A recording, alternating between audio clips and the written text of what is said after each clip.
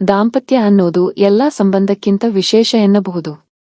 ಸಂಪೂರ್ಣವಾಗಿ ಯಶಸ್ವಿ ಮತ್ತು ಯಾವುದೇ ಜಗಳ, ವಾದವಿಲ್ಲದ ದಾಂಪತ್ಯ ಹುಡುಕುವುದು ಬಹಳ ಕಷ್ಟ. ಯಾವುದಾದರೂ ಸಣ್ಣ ವಿಚಾರಗಳಿಗೂ ಕೂಡ ದೊಡ್ಡ ಮನಸ್ತಾಪ ಬರಬಹುದು. ಆದ್ರೆ ಪ್ರತಿದಿನ ಸಂಬಂಧದಲ್ಲಿ ನೋವುಗಳೇ ತುಂಬಿದರೆ ಆ ಸಂಬಂಧ ಮನಃಶಾಂತಿ ಹಾಳುಮಾಡುತ್ತದೆ. ಹಾಗೆ ನಿಮ್ಮ ಜೀವನವನ್ನು ನರಕವಾಗಿಸಬಹುದು. ಇನ್ನು ದಂಪತಿಗಳು ತಮ್ಮ ಸಂಬಂಧದಲ್ಲಿ ಪ್ರೀತಿಯ ಬದಲಾಗಿ ಹೆಚ್ಚಾಗಿ ಜಗಳಕ್ಕೆ ಮುಂದಾಗಲು ಪ್ರಮುಖ ಕಾರಣಗಳೇನು ಎಂಬುದನ್ನು ನಾವಿಂದು ತಿಳಿದುಕೊಳ್ಳೋಣ. ಯಾವ 3 ಕಾರಣ ದಂಪತಿಯ ನಡುವೆ ಜಗಳಕ್ಕೆ ಕಾರಣವಾಗುತ್ತದೆ ಎಂಬುದನ್ನು ತಿಳಿದುಕೊಳ್ಳೋಣ. ಹಣವು ಸಂಬಂಧದಲ್ಲಿ ಬಿರುಕುಗಳನ್ನು ಉಂಟುಮಾಡುವುದು ಸಾಮಾನ್ಯ. ಇದು ದಂಪತಿಗಳಲ್ಲಿಯೂ ಹೊರತಾಗಿಲ್ಲ. ಹಣವು ಯಾವ ಸಂಬಂಧವನ್ನು ನೋಡುವುದಿಲ್ಲ. ಅದರಂತೆ ದಾಂಪತ್ಯದಲ್ಲಿ ಮನಸ್ತಾಪಗಳು, ಜಗಳಗಳಿಗೆ ಕಾರಣವಾಗುವ ಅಂಶಗಳಲ್ಲಿ ಹಣ ಕೂಡ ಒಂದಾಗಿದೆ. ಆರ್ಥಿಕ ಸಮಸ್ಯೆಗಳು ಮತ್ತು ಅಸ್ಥಿರತೆಗಳು ವೈವಾಹಿಕ ಅಶಾಂತಿಗೆ ಪ್ರಮುಖ ಕಾರಣ ಎಂಬುದು ತಿಳಿದುಬರುತ್ತದೆ.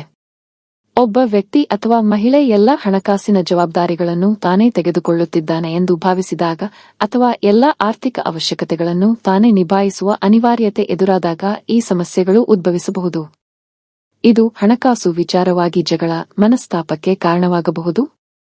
ಹೀಗಾಗಿ ಸಂಬಂಧದಲ್ಲಿ ಸಮಾನತೆ ಇರುವಂತೆ ಹಣಕಾಸು ವಿಚಾರವಾಗಿಯೂ ಪರಸ್ಪರ ಹೊಂದಾಣಿಕೆ ಅಗತ್ಯ. ಮನೆ ಜವಾಬ್ದಾರಿ. ದಂಪತಿಗಳ ದಾಂಪತ್ಯ ಸಮಸ್ಯೆಗಳ ಪೈಕಿ ಈ ಮನೆ ಜವಾಬ್ದಾರಿ ಅನ್ನೋದು ಕೂಡ ಮುಖ್ಯ ಕಾರಣವಾಗಿದೆ. ಇದೊಂದು ಸೈಲೆಂಟ್ ರೀಸನ್ ಎನ್ನಬಹುದು, ಏಕೆಂದರೆ ಹಲವು ಬಾರಿ ಇದು ಪತಿಯ ಜವಾಬ್ದಾರಿ ಹಾಗೆ ಪತ್ನಿಯ ಜವಾಬ್ದಾರಿ ಎಂದು ಅವರೇ ಹಾಕಿಕೊಂಡು ಬೌಂಡರಿಯಲ್ಲಿ ಯಾವ ವಿಚಾರವನ್ನು ಮಾತುಕತೆಗೆ ತರಲಾಗದೆ ಹಾಗೆ ಉಳಿದು ಬಿಟ್ಟಿರುತ್ತದೆ. ಇದು ಮನದಲ್ಲಿ ಅಶಾಂತಿಗೆ ಕಾರಣವಾಗುತ್ತದೆ.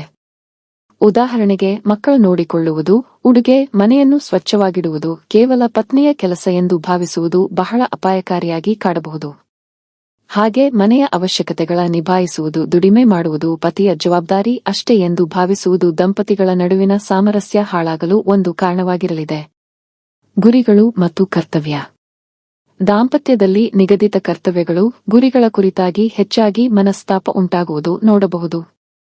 ಇಬ್ಬರ ಮುಂದಿನ ಗುರಿ ಒಂದೇ ಆಗಿದ್ದರೆ ಅಥವಾ ಒಂದೇ ದಾರಿಯಲ್ಲಿ ಸಾಗುತ್ತಿದ್ದರೆ ಸಂಬಂಧ ಕೂಟ ಅಷ್ಟೇ ಸ್ಪಷ್ಟ ಹಾಗೂ ಸುಂದರವಾಗಿರುತ್ತೆ.